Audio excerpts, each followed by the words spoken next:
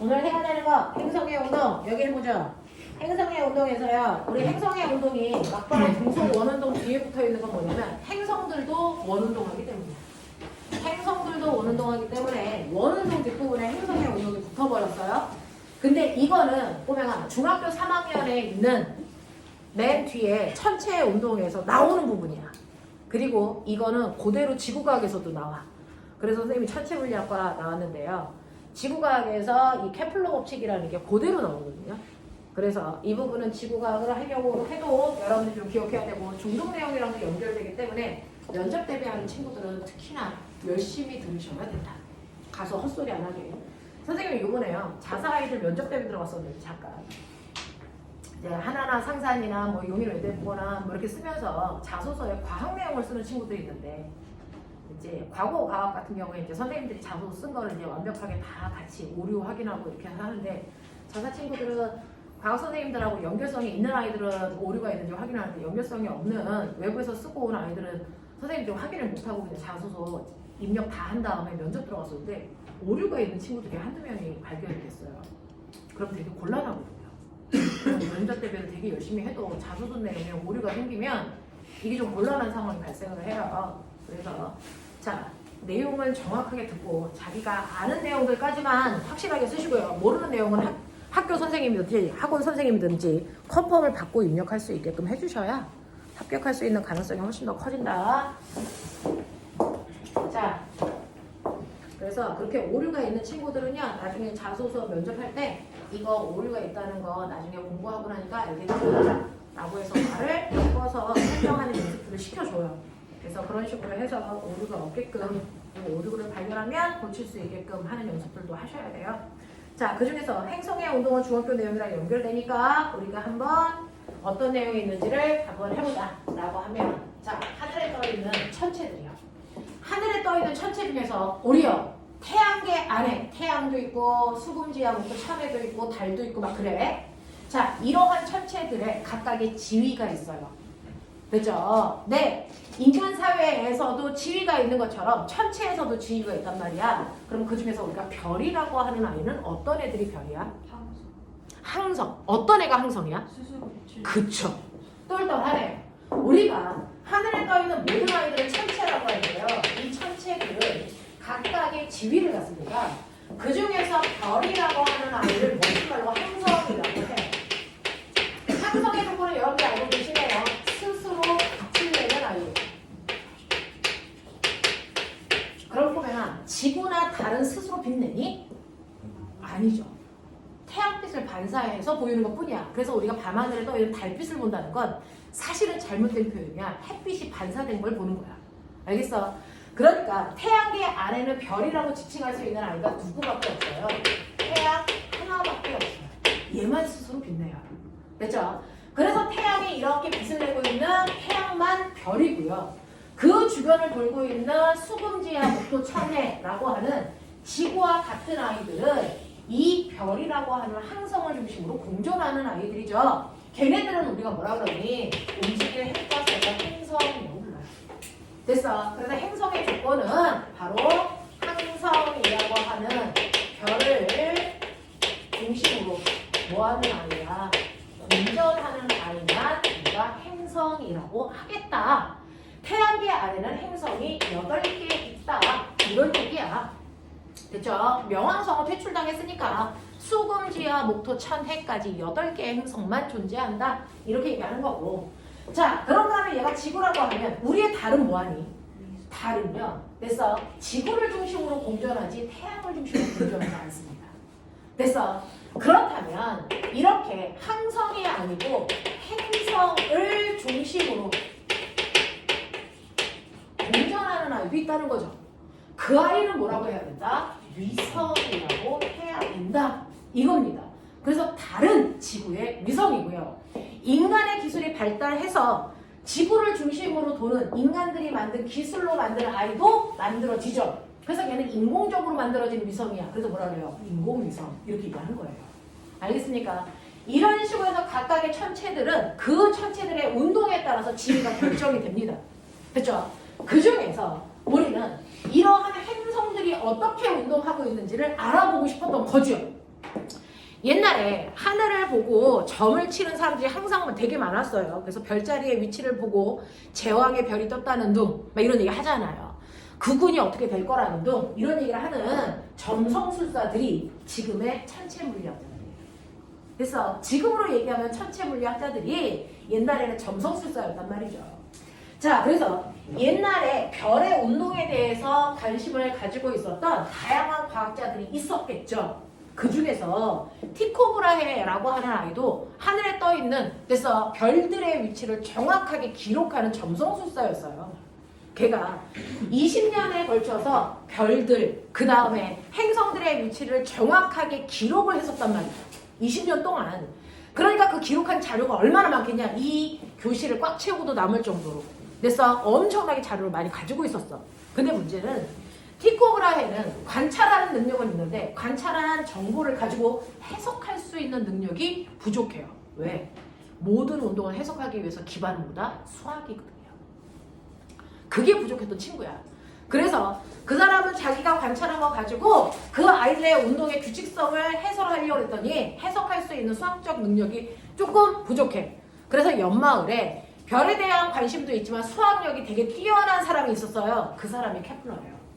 그래서 케플러한테 가서 나하고 같이 내가 그동안 20년 동안 모아놓은 자료를 같이 분석해 줄래? 그랬더니 같이 하겠대.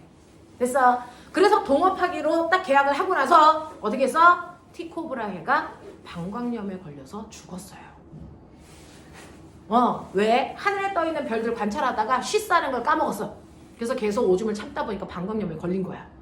그래서 그 사람은요 같이 연구하기로 해놓고 자기는 죽었으니까 그 사람이 만들어 놓은 20년 동안의 자료를 그대로 누가? 케플러가 유산으로 받은 거죠. 케플러가 받았어요. 그러면 케플러가 그 유산을 받고 나서 뭐 했습니까? 아, 좋다가 아니고 이걸 해석해야지 한 거죠. 그래서 그걸 해석하는데 또한 20년 걸렸습니다. 20년 동안 티코 브라헤가 관찰해 놓은 정보를 해석하는데 20년이 걸려서 그 결과를 해석한 결과, 하늘에 떠 있는 행성들이 어떻게 운동하는구나, 그 운동에도 어떤 규칙성이 있구나를 알아내게 된 거다. 그래서 그 사람의 이름을 따서 케플러 법칙이라고 합니다. 이렇게 됩니다. 그래서 케플러 법칙은요 바로 행성들의 운동의 규칙성을 밝혀내는 법칙을 얘기한다. 그래서 하늘에 떠있는 천체들도 운동한다. 그 천체들의 운동의 규칙성을 발견한 걸 바로 케플러 법칙이라고 한다. 케플러 법칙도요 3가지 법칙이 있어요. 그래서 이번에 실제로 우리가 누리호 띄우고 막 그랬더니요 아이들 천체 물리학자라 꾸민 애들 되게 많아요. 그래서 이번에도 천체 물리학자로 아이들이 자꾸 쓰는 친구들도 많고요. 지금 영재 대비하고 있는 현재 중학교 2학년 친구들, 앞으로 3학년 올라가는 친구들, 걔네들 중에서도 천체 물리학자를 꿈꾸는 친구들이 사실은 되게 많습니다. 그래서 자, 그런 친구들이 꼭 알아야 되는 것 중에 하나가 바로 케플러 법칙이에요. 자, 이 케플러 법칙은 3가지가 있는데 이 케플러 법칙 3가지 중에서 첫 번째 법칙을 제1법칙 이렇게 얘기하겠죠. 근데 이 케플러 법칙의 제1법칙은 이름이 있습니다. 자, 제1법칙이라고 해도 되고 이거를 우리는 타원 궤도 법칙이라고 하는 부제로 얘기해도 됩니다. 그래서 자, 케플러 법칙 중에서 제2법칙도 있어요. 자, 제2법칙은요 뭘 얘기하는 거냐면 제2법칙은 그래서 바로 연적, 속도, 인적 법칙이라고 하는 부제도 있어요. 이걸로 얘기해도 돼요. 그래서 케플러 법칙 중에 3번째 법칙 제3법칙도 있습니다. 제3법칙은 조화법칙이라고 하고요. 이 조화법칙을 연마을에 있던 샘쟁이 과학자가 있어. 누굴까? 연마을에 있는 샘쟁이 과학자가 있어요. 엄청 샘 많은 새끼. 누굽니까? 뉴턴. 뉴턴 살았던 시대에 같이 살았던 사람이 케플러입니다. 그래서 뉴턴이라는 사람이 케플러가 이거 발표하고 나서 너무 유명해지니까 샘난 거야. 그래서 케플러가 얘기한 것 중에 오류 없어? 그 오류가 있는지 없는지 점검하는 과정에서 뭐가 나왔다? 만유 인력 법칙이 나왔다. 그래서 여기까지 끌고 가자 이 얘기예요. 알겠습니까? 이렇게 된 거예요. 자, 그럼 그 중에서요. 가장 중요한 건 바로 제1법칙에 해당되는 타원궤도 법칙입니다. 옛날에 맨 처음에 그래서 우주의 중심은 지구라고 생각해서 하늘이 모두 다 지구를 중심으로 돈다고 생각했었거든요. 무슨 설? 그걸 뭐라 그래요? 뭐라고 해요? 지구가 우주의 중심이라서 하늘은 다 지구를 중심으로 돌아야 돼. 멋진 말. 천동설. 그걸 다른 말로 지구 중심설. 알겠습니까? 근데 아니라는 거 밝혀줬죠. 그래서 네, 태양계의 중심은 누굽니까? 태양이고요. 태양을 중심으로 도는 거야. 무슨 설? 지동설. 다른 말로 태양 중심설. 태양 중심설. 이렇게 바뀌는 거죠.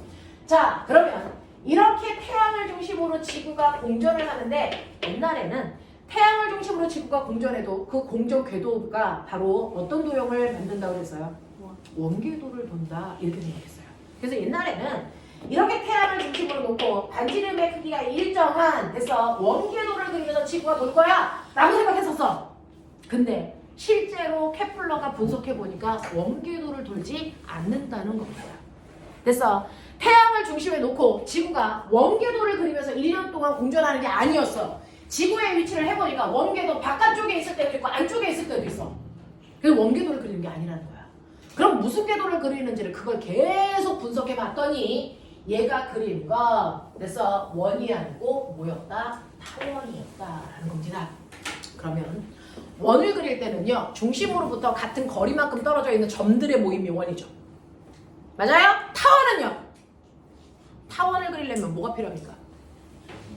두 개의 초점이 필요합니다. 그래서 두 개의 초점이 필요합니다. A하고 B라고 하는 두 개의 초점이 필요해요.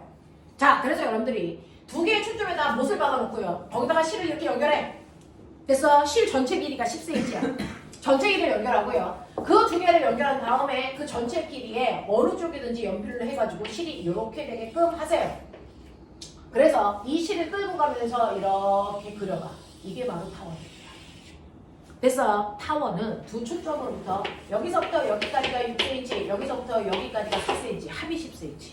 그래서 여기에 오면요. 여기에 왔을 때는 이렇게 돼요.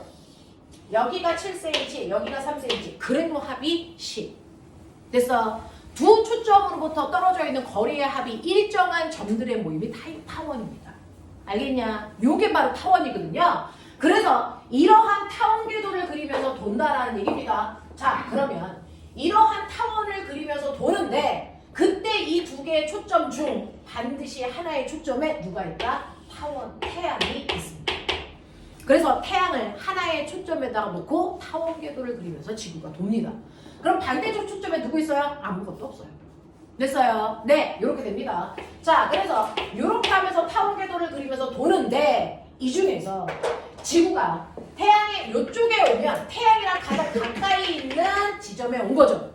태양이랑 가장 가까이 있는 지점을 우리가 가까울 근자 써서 근일점이래요. 그래서 근일점을 돌 때도 있고 이렇게 반대편으로 오면 태양으로부터 제일 멀리 떨어져 있는 지점을 지나는 겁니다. 태양으로부터 가장 멀리 떨어진 지점을 원자를 써서 뭐라고 합니까? 원일점이라고 합니다. 그래서 이렇게 근일점과 원일점을 왕복하면서 돌고 있는 타원 궤도를 그리면서 지구는 공전하고 있고요. 이게 지구뿐만 아니라 태양계 안에 있는 모든 8개의 행성들이 다 이렇게 돌고 있고요. 엔드 태양계를 뺀 나머지 모든 그래서 별들을 중심으로 이렇게 돌고 있는 천체들이 다 존재합니다. 그래서 케플러는 태양계 안에 있는 행성들의 운동에 대해서 설명하려고 했지만 그래서 전 우주적인 모든 행성들이 다 이 모습으로 운동하고 있어요. 그래서 케플러의 법칙은 우주 전체에 적용되는 법칙입니다. 알겠냐, 황승현? 자, 이렇게 된다라고 하는 거 기억해 두시고요. 자세 똑바로 잡아, 승현아. 자, 이렇게 된다는 거 기억해 두시면 근일점과 원일점을 무한왕복하면서 돌고 있구나. 알겠습니까? 이렇게 됩니다. 근데 문제는 이렇게 근일점과 원일점을 중심으로 이렇게 돌다 보니 어떤 일이 발생하는 줄 아세요? 실제로 태양이라는 아이는 라지 m의 질량을 가지고 있는 천체고 자, 지구라고 하는 아이는 스몰 m의 질량을 가지고 있는 아이라고 치자. 그래서 얘가 이렇게 타원 궤도를 그리면서 돌 때요. 근일점까지의 태양과 지구 사이의 거리가 R만큼 떨어져 있다고 치자. 그 다음에 원일점까지의 거리는 됐어. R1이라고 치자. 여러분 너네 들어본 적 있어? 지구의 공전 반지름이 1AU예요 라고 하는 걸 얘기하는